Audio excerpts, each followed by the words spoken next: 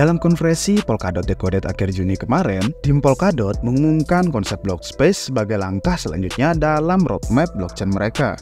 Blockspace diharapkan dapat meningkatkan adopsi dan mengurangi hambatan masuk bagi para proyek Web3 yang ingin membangun di atas teknologi Polkadot. Lantas, apa sebenarnya arti dari Blockspace dan inovasi apa yang dibawa oleh Polkadot untuk mengembangkannya? Oke, hari ini kita akan membahasnya secara tuntas. Oke, let's go!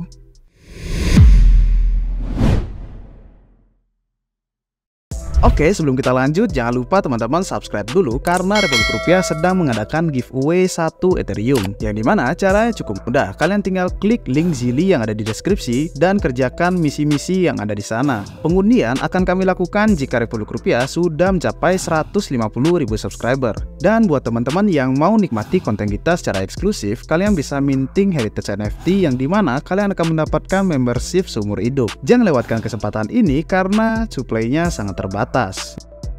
Apa itu Blockspace? Blockspace mirip dengan area khusus tempat blockchain melakukan pekerjaannya. Segala sesuatu terjadi di tempat ini, mulai dari pengiriman, menerima uang digital, hingga menjalankan program khusus seperti meminjam dan meminjamkan uang tanpa perlu pihak ketiga atau bank.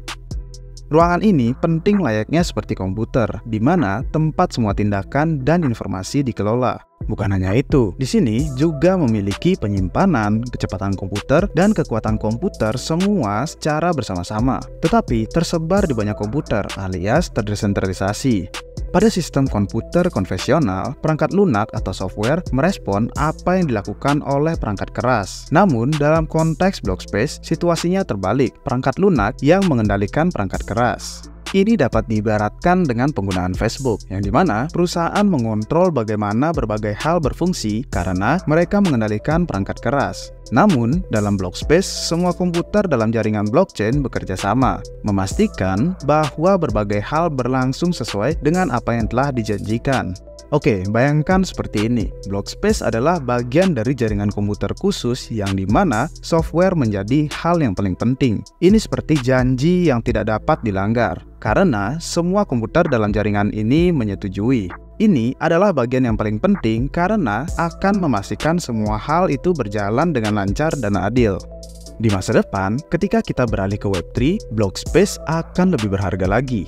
Ini seperti sumber daya komputer baru yang sama pentingnya dengan tanah atau minyak. Sama halnya seperti orang memiliki tanah atau barang, mereka dapat memiliki Blockspace di dunia digital. Ini akan membuat Blockspace benar-benar istimewa dan sangat berharga. Eksplorasi Blockspace oleh Polkadot. Salah satu pendiri Polkadot, yaitu Robert Habermeyer, mengemukakan beberapa gagasan baru tentang Blockspace. Robert membicarakan 3 hal penting yang membuat Blockspace semakin berharga. Seberapa aman, mudah digunakan, dan seberapa fleksibelnya Blockspace tersebut. Menurutnya, kita seharusnya fokus pada 3 hal ini untuk membuat Blockspace makin jadi lebih baik. Oke, mari kita bedah tentang ketiga hal tersebut. Yang pertama, kualitas blok dan keamanan. Bayangkan, jika kalian sedang membangun rumah, kalian tentu ingin memiliki fondasi yang kuat untuk menjaga rumah kalian agar tetap aman. Begitu pula ketika orang membangun sesuatu di blockchain. Contohnya seperti aplikasi atau sebuah layanan. Mereka juga memerlukan fondasi yang aman. Fondasi ini disebut kualitas blok. Robert berpendapat bahwa ketika orang membangun sesuatu di Polkadot, mereka harus dapat menggunakan fondasi yang aman untuk melindungi proyek mereka. Polkadot memiliki cara yang keren untuk melakukannya yang disebut relay chain, yang dimana relay chain membantu semua bagian yang berbeda dari Polkadot dan juga bekerja sama dengan aman. Kalian bisa membayangkan relay chain seperti jalan utama yang menghubungkan berbagai banyak jalan kecil. Yang kedua, ketersediaan atau kapasitas blok dan kemudahan pengguna. Bayangkan jika Blockspace seperti sebuah jalan. Jika jalan itu lebar, banyak mobil dapat berjalan dengan mudah. Jika jalan itu sempit, mobil harus menunggu dalam antrean, dan juga semuanya menjadi lambat. Blockspace ini mirip seperti jalan raya, hanya bedanya bukan untuk mobil, melainkan untuk sebuah informasi. Robert ingin memastikan ada cukup ruang untuk banyak informasi bergerak dengan cepat. Ia berbicara tentang bagaimana Polkadot dirancang dengan cara khusus sehingga dapat menangani banyak informasi sekaligus, seperti memiliki banyak jalan daripada hanya satu jalan. Yang ketiga, fleksibilitas blok. Ini semua tentang menggunakan block space dengan cerdas. Robert membandingkannya dengan komputasi awan atau yang kita kenal sebagai cloud computing, seperti bagaimana kita membayar untuk menggunakan daya komputer. Dia menyarankan bahwa aplikasi seharusnya hanya menggunakan block space saat mereka membutuhkannya, bukan menggunakannya setiap saat. Ini seperti membayar komputer hanya saat kalian menggunakannya, bukan saat komputer sedang tidak digunakan. Ketiga hal ini tercermin dari ekosistem block space Polkadot.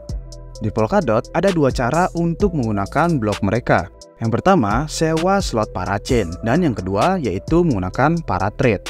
Ini mirip dengan bagaimana kalian bisa menyewa satu tempat besar untuk waktu yang lama atau menggunakan satu ruangan kecil untuk waktu yang singkat. Cara pertama seperti menyewa satu ruko untuk waktu tertentu. Cara kedua lebih fleksibel, seperti menggunakan satu tempat ketika kalian membutuhkannya saja. Ketika banyak orang ingin menggunakannya, harganya akan naik, dan ketika permintaannya lebih sedikit, harganya otomatis akan turun. Orang-orang di balik Polkadot seperti Robert memiliki tujuan besar. Mereka ingin memastikan ada cukup ruang bagi semua orang untuk menggunakan ruangan online ini. Ini seperti memiliki cukup ruang di jalan raya internet.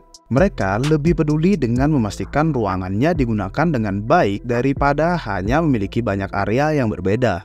Ini membuat hal-hal menjadi lebih mudah bagi orang yang membangun produk digital secara online dan juga bagi orang-orang yang menggunakannya. Dengan kata lain, Polkadot berkomitmen untuk menjadi produsen block space yang paling efisien di dunia.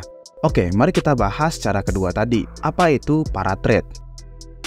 Lelang slot parachain memiliki biaya masuk yang besar bagi proyek-proyek yang ingin menggunakan block space di Polkadot. Biaya ini mungkin terlalu tinggi untuk beberapa proyek yang tidak mampu membayar. Paratrade adalah opsi yang paling terjangkau bagi proyek-proyek yang ingin menggunakan jaringan Polkadot. Mereka memungkinkan proyek-proyek untuk menggunakan keamanan dan fungsi jaringan Polkadot, tetapi tidak perlu membayar biaya besar di awal.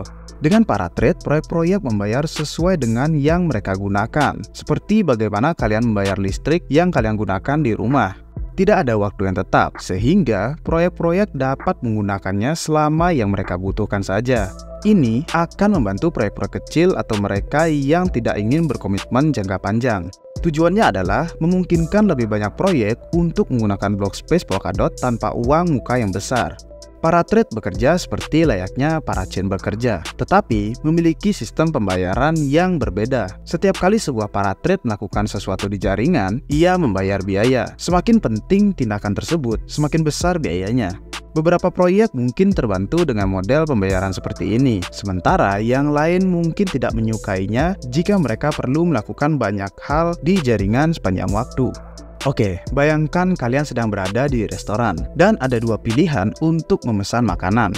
Yang pertama, kalian memesan meja untuk waktu tertentu. Dan yang kedua, kalian bisa datang kapan aja. Ketika kalian memesan meja, kalian tahu persis kapan kalian akan duduk. Tetapi, ketika waktu pemesanan kalian berakhir, kalian memiliki pilihan. Apakah kalian memesan meja lagi atau memilih opsi di mana kalian bisa datang kapan saja? Di Polkadot, memenangkan lelang slot parachain itu mirip dengan memesan meja untuk waktu tertentu di restoran. Namun, ketika pemesanan kalian berakhir, kalian harus membuat keputusan apakah memesan meja lain atau memilih opsi yang lebih fleksibel yang disebut paratrade. Paratrade mirip dengan opsi datang kapan saja di restoran. Mereka memungkinkan kalian menikmati layanan dan manfaatnya, tetapi tidak dalam cara yang sama eksklusifnya dengan meja yang sudah dipesan. Proyek-proyek yang berbeda dapat memilih paratrade seperti layaknya orang-orang yang ingin makan di restoran tetapi mungkin tidak langsung di meja yang sudah dipesan, atau mereka yang lebih suka pengalaman makan yang lebih santai. Menggunakan paratrade ini mirip seperti menemukan cara yang nyaman untuk menikmati penawaran di restoran. Ini akan membuka peluang lebih banyak orang untuk menikmati layanan dan memastikan bahwa sumber daya digunakan dengan efisien. Paratrade adalah pilihan yang bagus untuk proyek-proyek yang tidak memiliki anggaran besar atau hanya memerlukan block space sesekali saja. Oke, jika dilihat dari update fundamental teknologi Polkadot sekarang, tentu kita dapat melihat developer sangat diuntungkan ketika membangun di dalam ekosistemnya Polkadot.